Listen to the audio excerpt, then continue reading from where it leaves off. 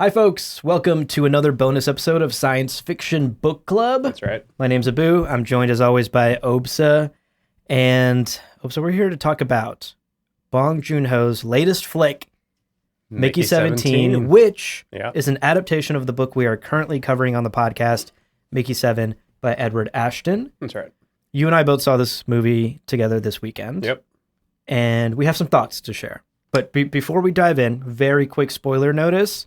You're going to want to make sure you've seen the movie. I feel like that's a fair warning. We're really just going to talk about the whole movie. That's right. So go watch the film first and then come and listen to our discussion of it.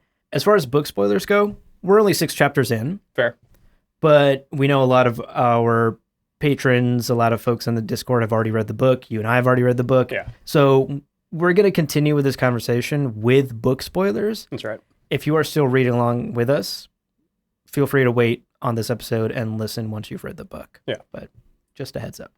Okay, let's get into it, Opsa. Let's talk about Mickey 17. Let's. Tell me your feelings. Yeah. In broad strokes first, and then let's drill down into details. Definitely. So, yeah, we had the chance to see it, opening weekend.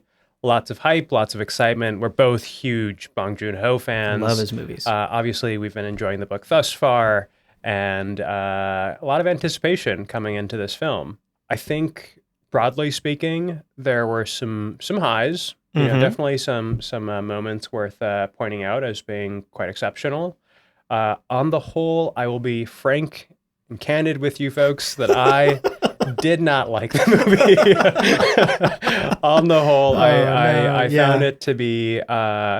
Honestly, quite a departure from other films of Bong Joon-ho's more than anything. And though there are some divergences from the book, I, if anything, would have asked for more.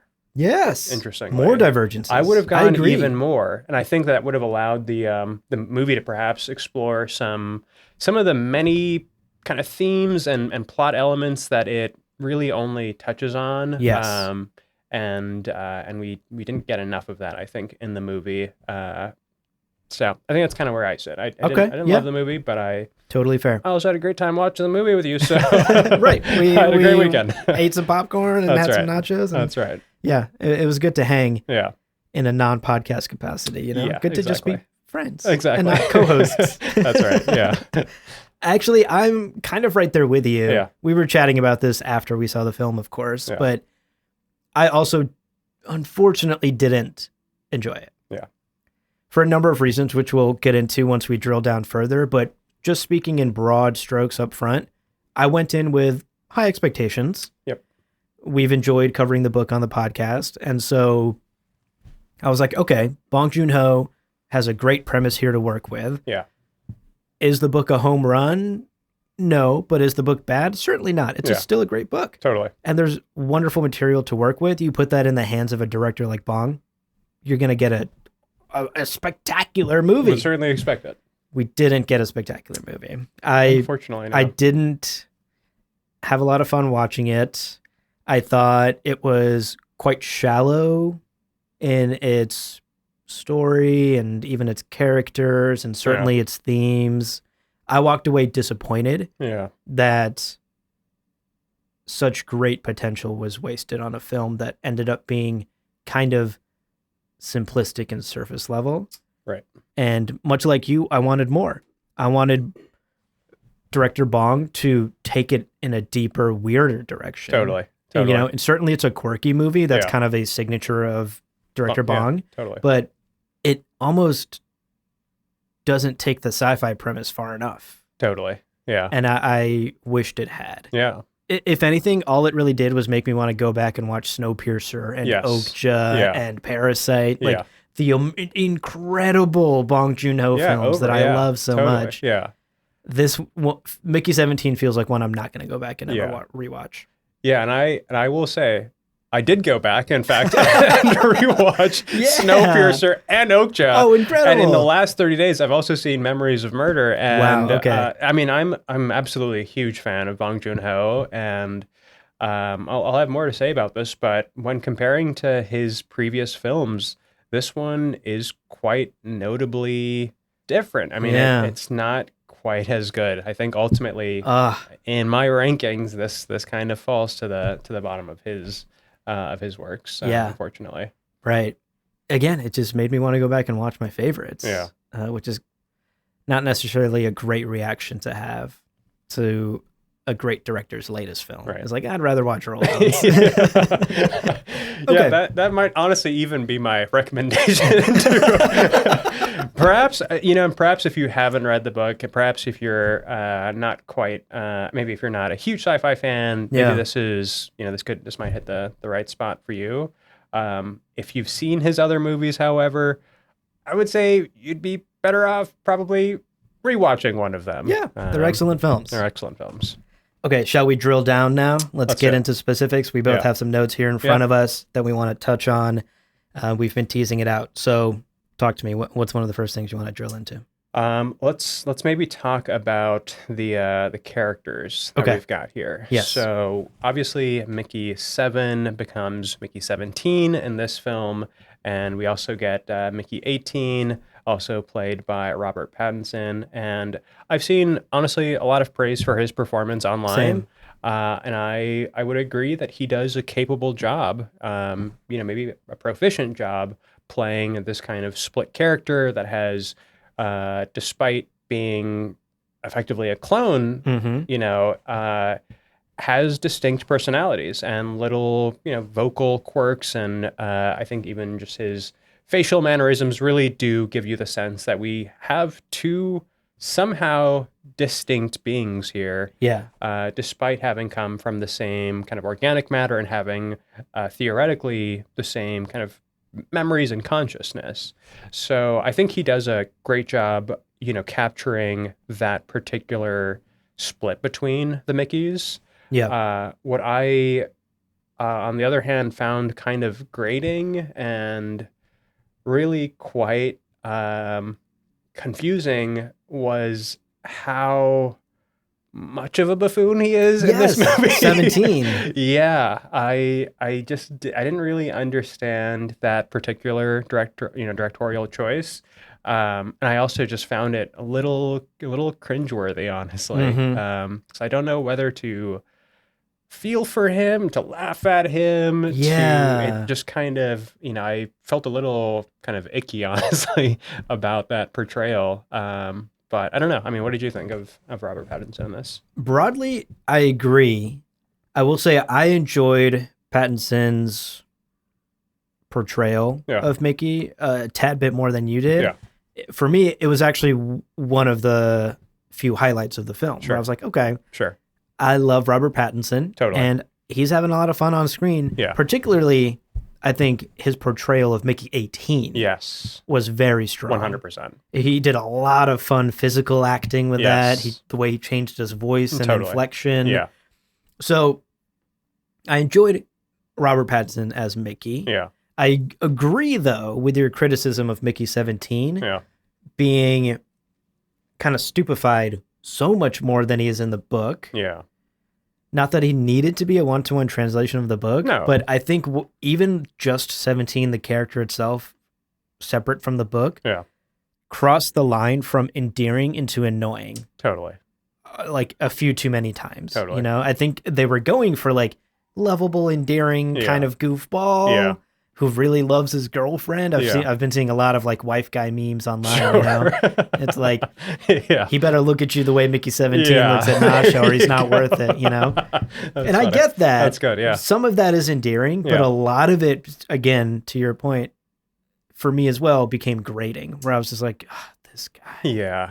Yeah. Yeah. Whereas 18, I thought was great, yeah. and tragically, like, didn't get a lot of screen time. No, exactly. I mean, that's the thing that's interesting, that in this film, his character is kind of heightened. Like, he is more cruel. I mean, he is more willing and ready to Yeah. toss down whoever down Yeah. the bio chute, But we didn't get a ton of screen time from him. And similarly, I think another, really standout actor, I'm not sure about his character in this movie, but Stephen Yeun as effectively Berto. I think his Berto. name in the movie was Timo, I think. Timo. Yeah, that's right. And I thought, it was a pretty interesting kind of character arc, but again, didn't get a lot of screen time. Yeah, So it barely. felt like a lot of wasted potential there. And I honestly have to say, I didn't quite understand the plot need or value of having the goons from Midgard follow them onto the ship and onto Niflheim. And it feels like they weren't even present. Like the last third of the movie forgot about that whole plot suddenly. Right. I mean, the pacing is all over the place. Like the last third of the movie also, who are these other guys that like rise up against the Trump character? That's right. Against Marshall. That's you know? right. Who's this? Where did this insurgency come from? Right. When they suddenly turn and they're like, And oh they no. start to help Nasha. Yeah, and, that's right. You know, That's right. so it feels like a lot. There's like pieces missing, maybe. Or, right. So right. to Maybe your point, on the like cutting room floor, like on the editing floor, Exactly. perhaps there was like a whole scene that we somehow lost because yeah, otherwise their motivation yeah. kind of inexplicable. So I agree. honestly. Again, I like Stephen Yeun. Yeah.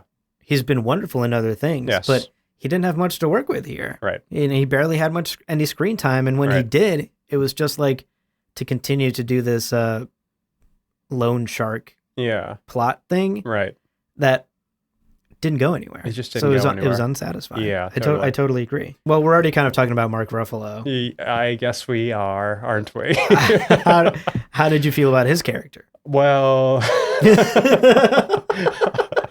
I mean, I don't know that I could get much further than those really cartoonish teeth that he had. Oh my goodness. I think no knock on the makeup team for this movie. I just didn't enjoy his character. Anytime he appeared on the screen, I almost had to look away. I was dipping back into my nachos whenever he spoke, just so I could kind of drown out his words. Essentially, I don't know. I think we would obviously agree, and most people online also seem to share the view that he is very thinly veiled Trump character. Yeah, certainly quite Trumpian, and has his followers that there's a mix of criminals and others that follow him onto the ship and onto Niflheim. The red hats. And they are cult. literally wearing red hats Yeah. at some point. Clearly there's a kind of strong cult vibes there. Yes. So I don't know. I mean, I think I didn't like the character, and therefore I can't say much positive about Mark Ruffalo's performance. Yeah. He did the job, I guess. Right. He played the character. But yeah, I agree. The character itself of Marshall was such a thinly veiled like bit about Trump that I couldn't help but be like, is this a bit? Are they just doing a bit the whole time? Which is not really what you want to, even for like a caricature. Right. Even for something that's like absurdist humor, you still want to believe to some extent that like this character is who he says he is. Yeah. But I think it was such a thinly veiled, like sort of like gag about Trump that after the first or second scene where I was like, Trump, funny. They're cracking a joke about it. And then it just kept cracking the same joke about Trump over and over and over again. Yeah. And to be clear, we're no Trump defenders. Certainly not. This is not in any way a defense of Trump or us being upset that Trump is getting made fun of. No. Please make more fun of him. Yeah. But for this movie, it just wasn't enjoyable to watch. No. I mean, I think it kind of speaks to some of the, for me, like tonal inconsistencies in the movie. Yeah. Where if this is meant to be kind of a pointed criticism of, say, our current political, times and circumstances. Right. There's shades of that, certainly. And there are shades of that. Then I don't quite understand the tone of the film. It really, it leaps all over the place for me. Where are we supposed to be laughing at his depiction? Are we sad about what's we horrified, disgusted? Yeah. And I just didn't quite, it didn't land, unfortunately. Yeah, I agree. And you know what? Speaking of tone, this kind of brings up my first bullet point I wanted to touch on. We've now well established on this podcast that I don't like comedy.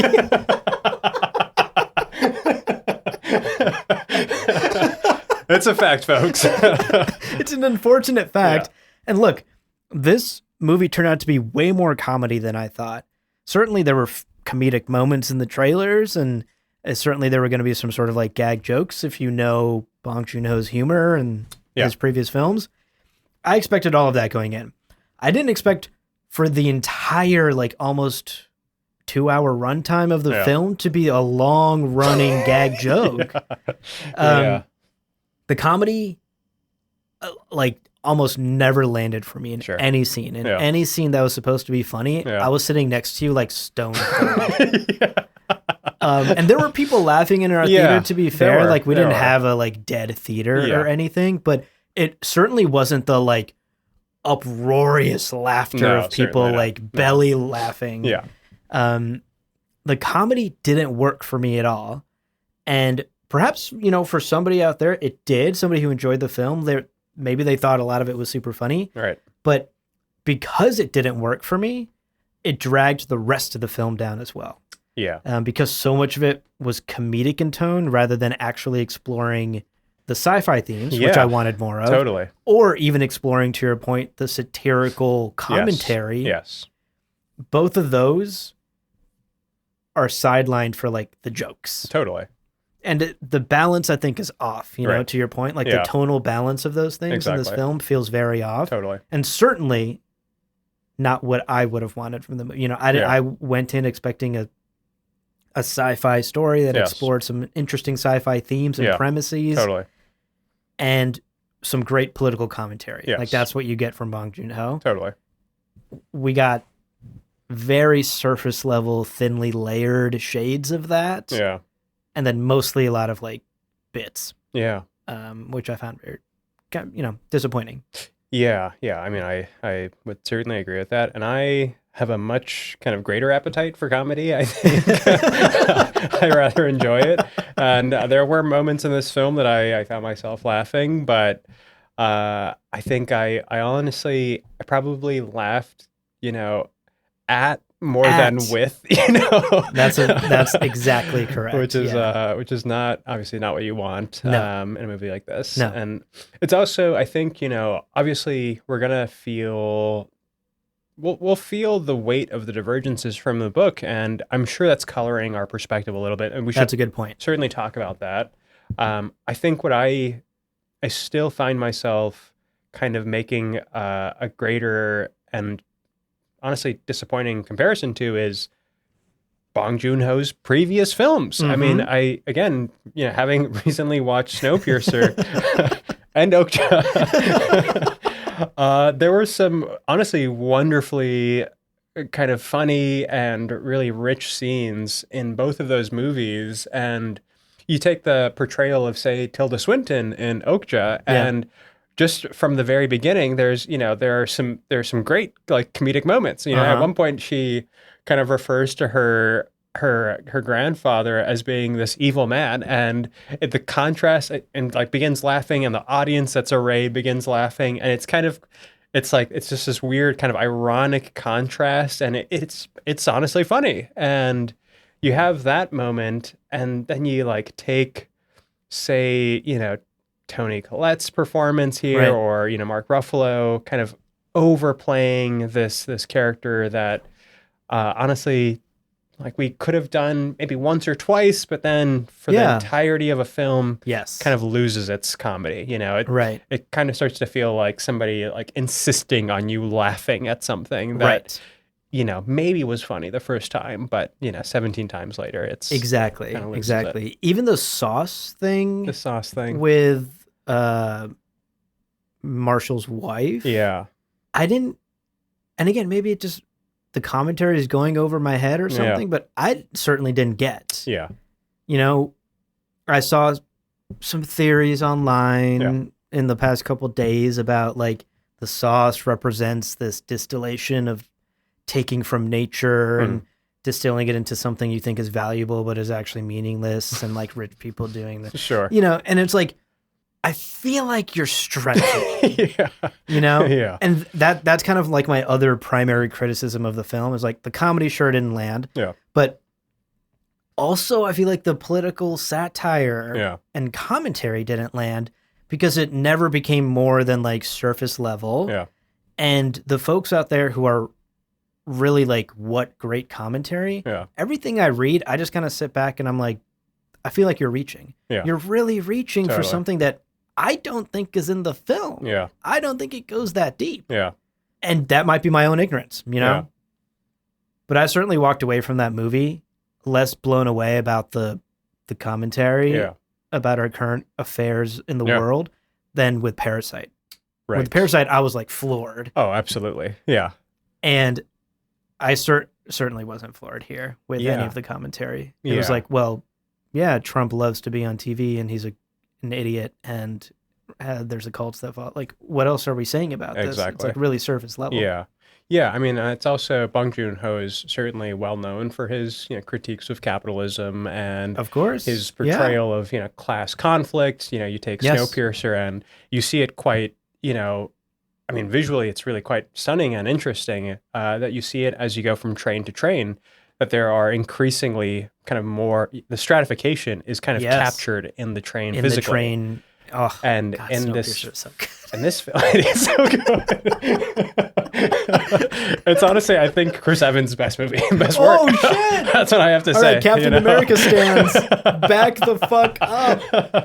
Honestly, I'm gonna say that he got Captain America Because Snowpiercer? because of Snowpiercer. That may be true. He's got some there are excellent fight scenes in Snowpiercer Interesting. that I think, Nice. honestly is probably a good part of why Chris Evans got that Sure. role. But Sure, I don't doubt it. in any case, the way that Bong Joon-ho is able to tell that particular story and like really capture that theme in his other works feels much more poignant and nuanced than in this film, which is Yeah.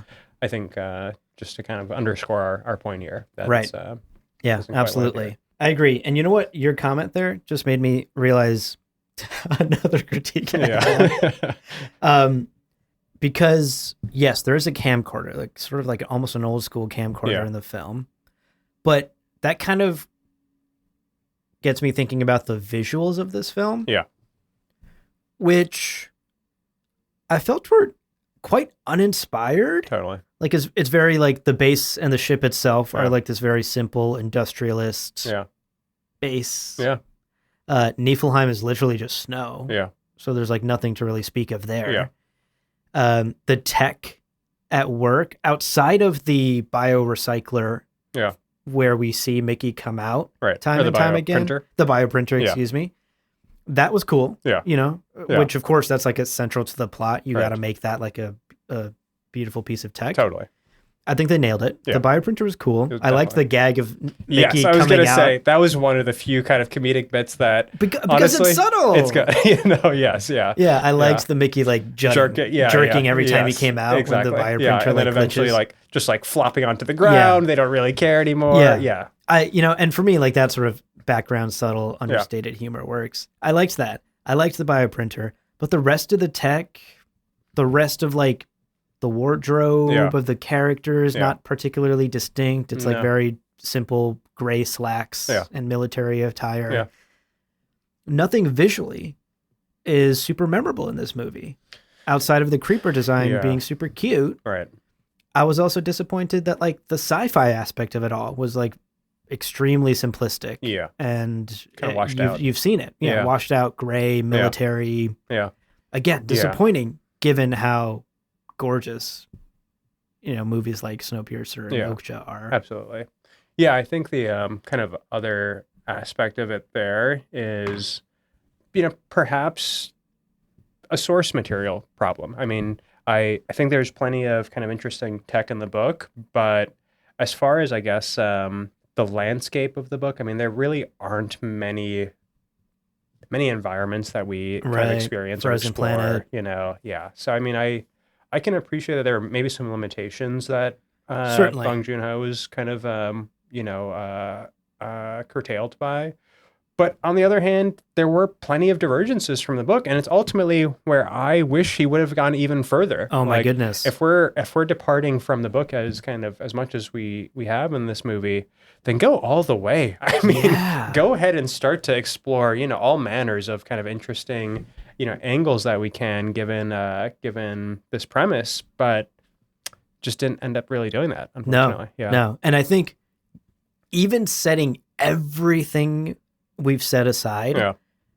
the biggest disappointment for me was exactly what you just said. This movie didn't take the sci-fi premise of the book, which is cool and unique Totally. and interesting Yes. and raises Yes. a lot of, Ship of Theseus philosophical Totally. questions. Yeah.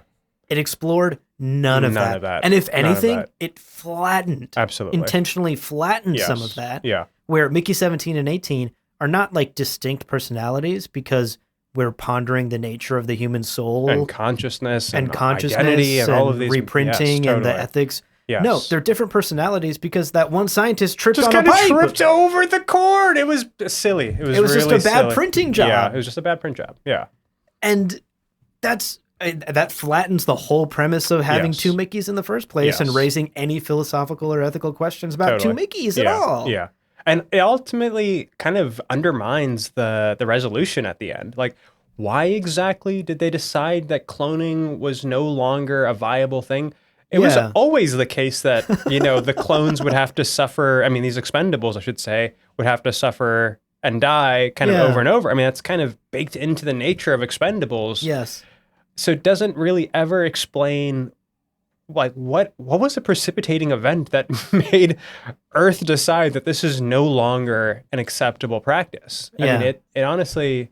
Yeah. I felt Outside like of the Allen's serial killer yes, story. Yes. Which again, for folks who have read the book, obviously. Much better. God, the Allen story. That's the book movie we want. Is like, make that movie. Make that movie.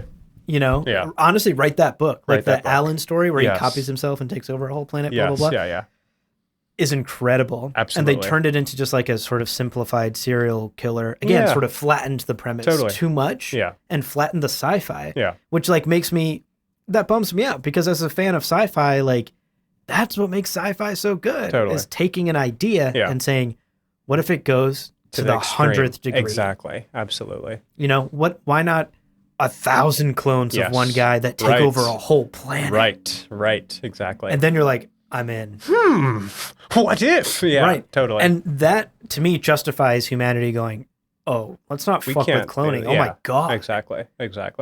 Yeah. One serial killer event could certainly get some legislation passed, but is it going to ban all cloning forever and all of human civilization? That's tougher to believe. So yeah, and it also, I mean, it happened well before the Mickeys kind of came to be, so it doesn't even really explain the kind of decision making there. So ultimately, it feels like we get a lot of conclusions that didn't really have enough to substantiate them. Yeah. I Agreed. don't know. Yeah. Agreed. Even Nasha, I think at the end, of this movie, becoming being elected to a council member.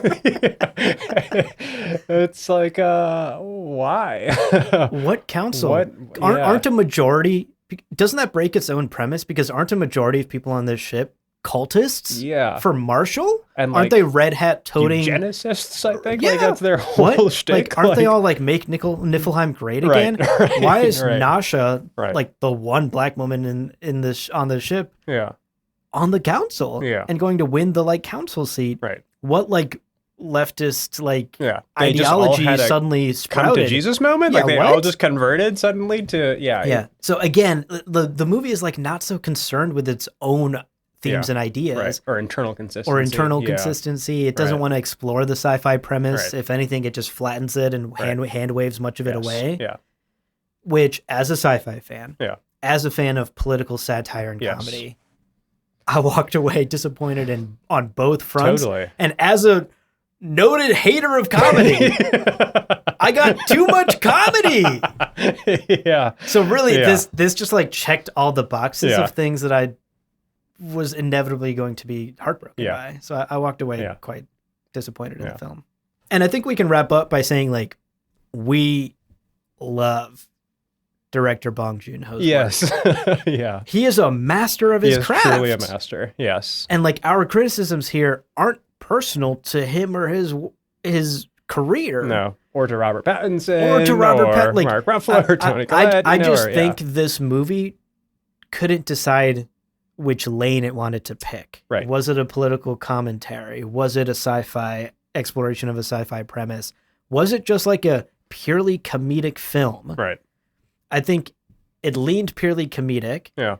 But it fell short in that respect. Yeah. And the other two aspects completely fell off the cliff because of that. Yeah. And I just think like somewhere along the line that this movie lost its focus and couldn't figure out which lane it wanted to be in. Right. Yeah, I mean, ultimately, if we're supposed to feel, say, pathos even for the Mickey character, then that depiction of him is too comedic for us to really feel the weight of that. And so, to your point, yeah, it ultimately kind of doesn't pick a lane, and therefore, just kind of a huge, essentially, just a kind of a crash that we're watching on screen for 2 hours. You know? Certainly. To end on perhaps a positive note. Yeah. What's your favorite Bong Joon-ho film?